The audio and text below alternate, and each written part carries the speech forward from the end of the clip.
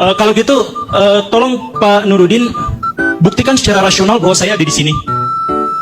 Ya Anda ada. Ya, tahu dari mana ada? Rasional. Tahu dari mana ada? Ya ini saya indera saya Ya, melihat. itu indera rasional. Iya, salah satu pengetahuan rasional itu, maaf Pak, sesuatu yang bersifat indrawi ada secara faktual itu ya rasional gitu loh. Pak Ardi ada di sini, Pak ini ada di sini. Itu Enggak. rasional. Bapak tadi mengatakan Allah tidak bisa diindra. Iya. Karena itu pembuktiannya hanya dengan menggunakan rasional. Itu kan hal gaib, Pak. Bapak kan hal yang tampak. Iya, iya betul. Maka sebentar saya mau nanya ini yang paling dasar aja Iya, dulu ya. saya jawab. Saya nanya yang dasar Saya ya. jawab. Bapak tadi mengatakan bahwa Allah tidak bisa diindra. Iya. Karena itu untuk menguji keberadaan Allah adalah dengan rasional. Nah, kalau demikian berarti rasional itu bisa dijadikan alat bukti, begitu Iya, kan? iya, iya. Nah, buktikan saya ada di sini. Pak Guru Gembul, itu namanya qiyas ma'al fariq. Itu namanya qiyas ma'al fariq. Pak Guru Gembul, Tuhan itu bersifat non indrawi, Anda bersifat indrawi. Kita nggak berbicara soal Tuhan, kita berbicara pembuktian rasional dulu. Pembuktian rasional dulu. Iya. Buktikan saya ada di sini secara rasional. Iya, satu, secara indrawi saya melihat Anda ada di sini. Rasio saya mengatakan bahwa Guru Gembul ada, konsep ada itu konsep rasional loh. Ya, gini, aduh. Secara rasional dia ada, secara indrawi dia juga ada, gitu loh. Kan Allah nggak bisa diindra. Iya. Karena nggak bisa diindra, bagaimana cara kita merasionalisasikannya?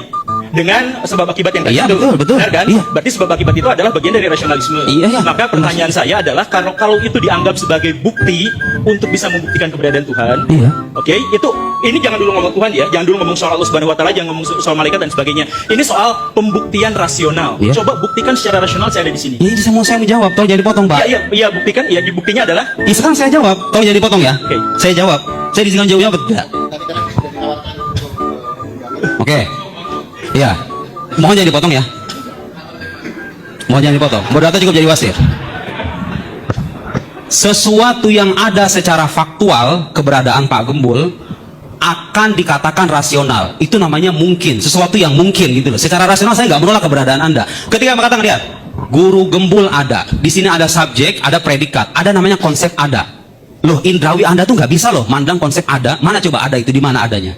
Guru Gembul ada itu, justifikasi Guru Gembul ada. Ya, indra saya melihat keberadaan beliau.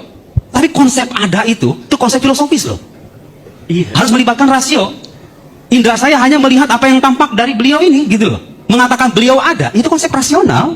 Di keberadaan Pak Guru Gembul ketika indra saya mengafirmasi ada di alam luar, rasio saya mengatakan, ya dia ada karena dia punya realitas yang nyata. Ini begini gitu loh.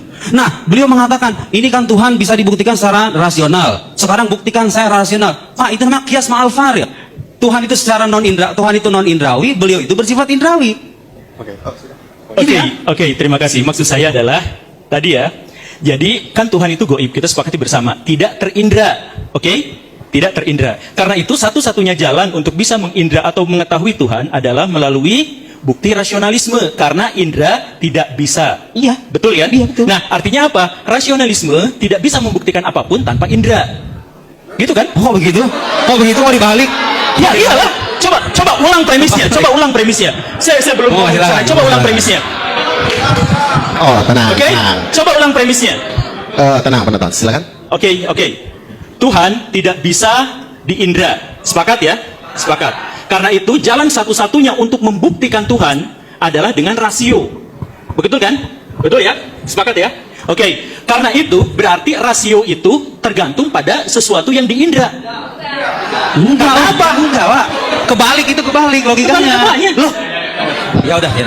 Oh, silakan. Ya, Pak Jadi Guntur. sebentar. Ya, ya. Saya ulang lagi dari yang. Oke, saya ulang lagi ya. Saya ulang lagi. Ini saya bingung siapa sih. Jadi gini ya. Allah itu terindra atau tidak? Tidak. Hanya bisa dirasionalisasikan. Berarti Allah tidak terindra, tapi kita hanya bisa merasionalisasikannya saja. Berarti artinya, kalau misalkan ada pertanyaan saya di sini, bisa nggak dirasionalisasikan? Bisa setelah diindra dulu. Betul ya? Saya bisa dirasionalisasikan setelah diindra dulu. Nah, karena kelihatan.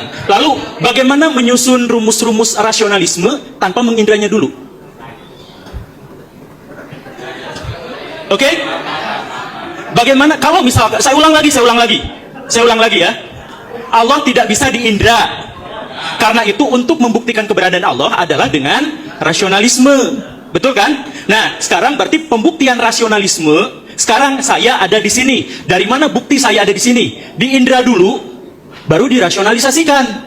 Lalu bagaimana memahami Tuhan yang tidak diindra dulu tiba-tiba bisa dirasionalisasikan? Beda karena Allah itu gaib. Apa? Anda nggak punya Tuhan? Anda bukan Tuhan. Oh, iya, karena saya bukan Tuhan.